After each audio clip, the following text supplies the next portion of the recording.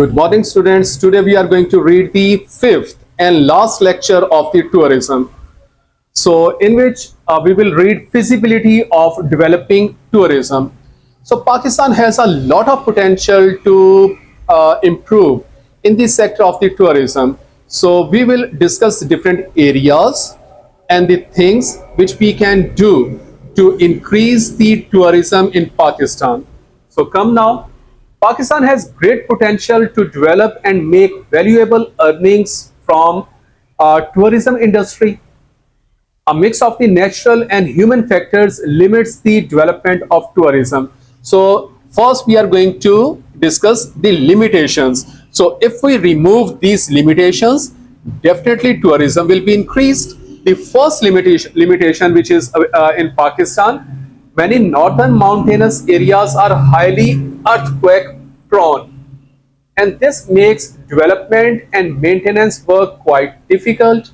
So actually Pakistan's most of the areas are on the earthquake fault line. So earthquakes frequently come in Pakistan. So this is the reason development projects are difficult to carry out. An example is the maintenance of Karakoram highway and repeatedly experiences jolts. So whenever we maintain the Karakoram highway, after some time an earthquake comes and again damage is done to this very beautiful road, and again the maintenance work started. So most disruptive was the October 2005. This was the disastrous earthquake which came in Pakistan in 2005 that brought massive destruction in these areas.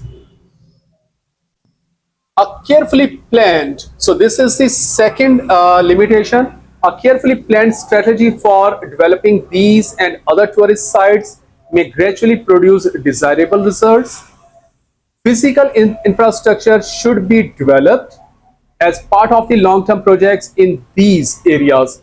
Physical infrastructure stands for trained tourists and like other infrastructure, for example, better roads, better hotels, better food facilities, better law and order. So if we maintain good kind of infrastructure, tourism will be increased.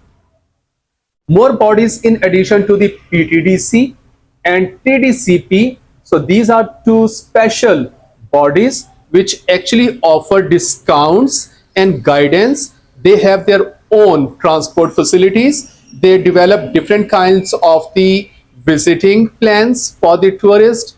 They have their own hotels, motels, restaurants. So we should develop different kinds of the bodies like PTDC and TDCP should be created to organize and coordinate various works and services. Next thing is providing better security arrangements and better hotels and transport will also contribute significantly. So these are the things. While developing tourism, care should be taken about the possible bad effects on the environment. For this, consultancy may be taken from IUCN, WWF, EPA and Aga Khan Foundation. So these are some international institutes. We should take guidance from them while promoting the tourism in Pakistan, because tourism has some side effects. For example, drug addiction, for example, crimes also increase because of the tourism. For example, when we try to develop some area, like trees will be cut.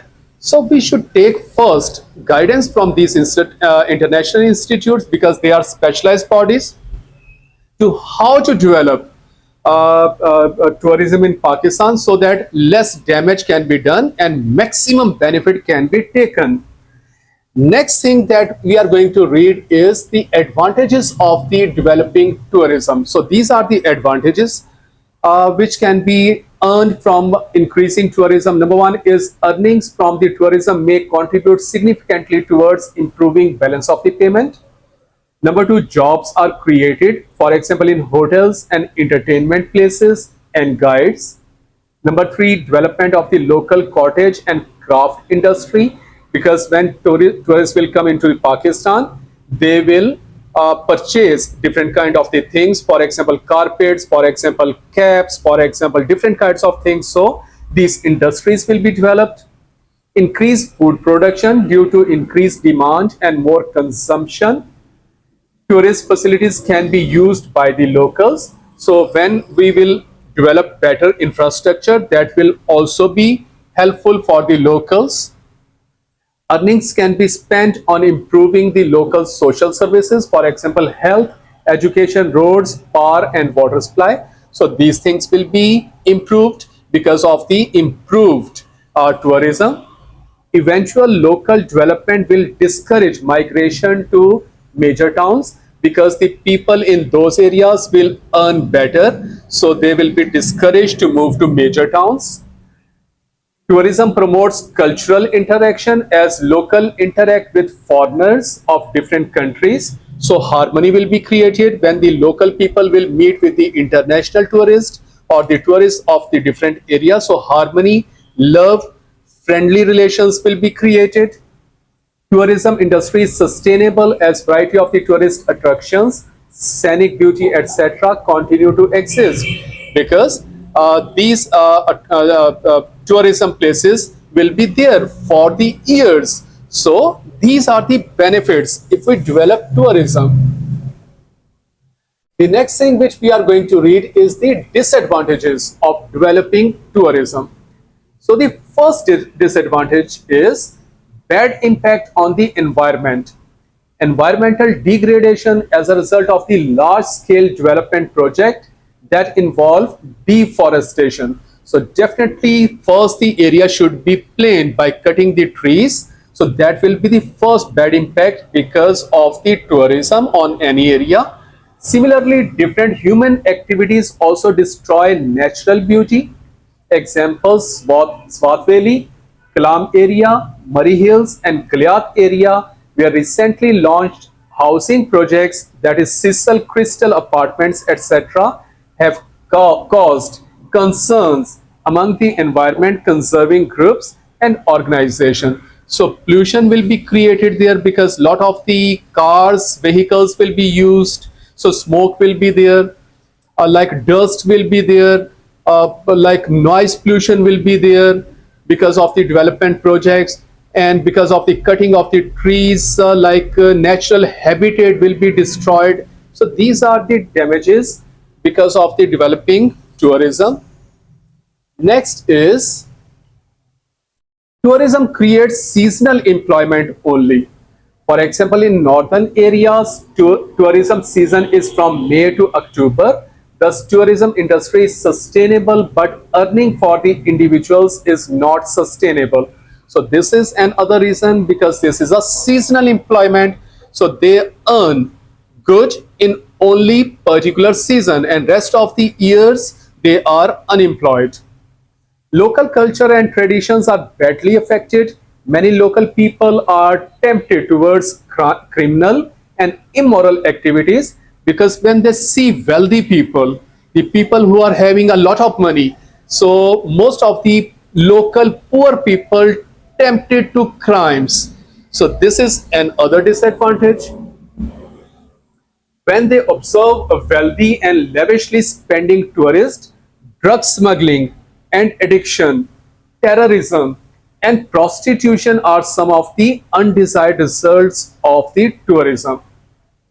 During peak tourism season, prices of almost all commodities rise beyond the affordability for the local inhabitants as well as the domestic tourist. So when the season comes, for example, May to September is the season to visit the northern areas in Pakistan. During that season, the prices of the commodities rise to much extent. The thing which is available in Lahore, for example, for 100 rupees, that the similar thing is available in northern mountains in that season for 150 rupees. So this is another bad impact, bad effect of the increasing tourism. Okay, next is construction of the hotels, restaurants and apartments deprive the locals of their traditional means of living.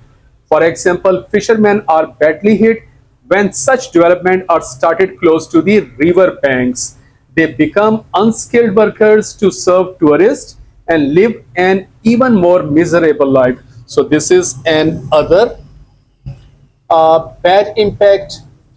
Next is, according to many critics, Pakistan needs to spend on other development activities that may be more productive, for example, mining and power sector and secondary industry. So this is the point of view of some persons, that we should not spend much on tourism.